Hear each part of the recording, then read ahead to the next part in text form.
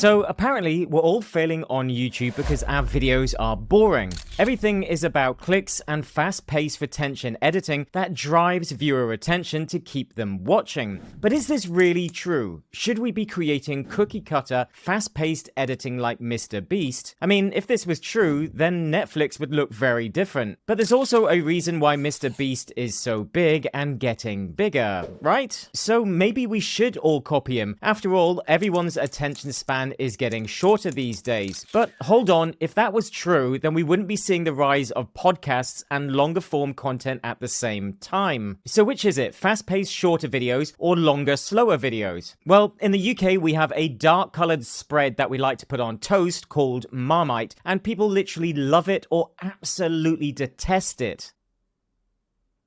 I personally love it. And YouTube is no different. What some people love, others will hate. Some people like and want more boring, slow-paced content. Boring doesn't mean bad, just as fast-paced, Red Bull-fueled editing doesn't mean good. If the script and message are bad, then it doesn't matter how good the fast-paced editing is. And what's boring to some people is often interesting to others. I personally don't like to be overwhelmed by videos, but I also don't want to be bored silly by an overly dragged-out monologue. Now, Mr. Beast took years to understand one simple fact about YouTube and the algorithm, and he's become an absolute master at leveraging it. He states that YouTube wants one thing: for people to click and watch. That's it.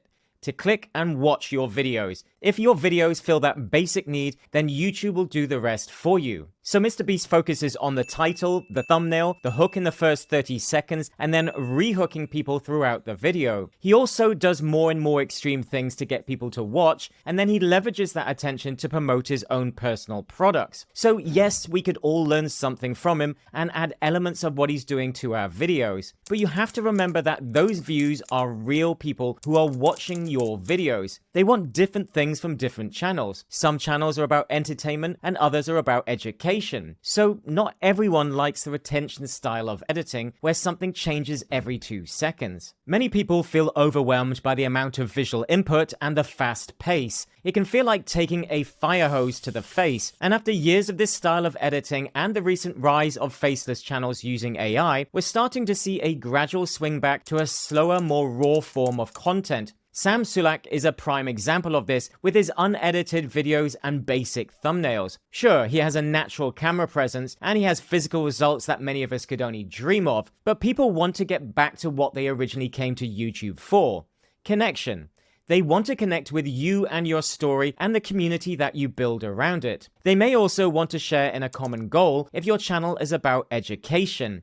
And AI won't replace community and connection anytime soon. So if you want to lean into anything this year, focus on authenticity and connecting with your audience more. Now, I know it's not always easy to drop your professional persona. God knows it's something that I really struggle with. But letting your personality through is one of the fastest ways to grow on YouTube, and I'm seeing a number of small channels explode right now because of this. You also have to ask what type of editing people who watch your videos will enjoy the most. For example, if you have an education channel, then you may be wanting to bridge the gap to an online course, which means that people want more of the same content that was on your channel. And retention editing isn't always a good way to convey longer form educational videos. It quickly becomes too much and gets messy. Simplicity and storytelling tend to rule here, and in my experience, people who watch faster paced retention videos also rarely buy online courses. So not every format or editing style matches every niche and channel. There is no cookie cutter format, so don't just copy what everyone else is doing because you think it's what people want. Now, of course, that doesn't mean that we shouldn't be trying to improve our videos. I'm personally trying to improve my on-camera presence, storytelling, and overall editing, which I'm not gonna lie is something that does not come naturally to me. Faceless channels were much easier here as there's less to think about in the beginning.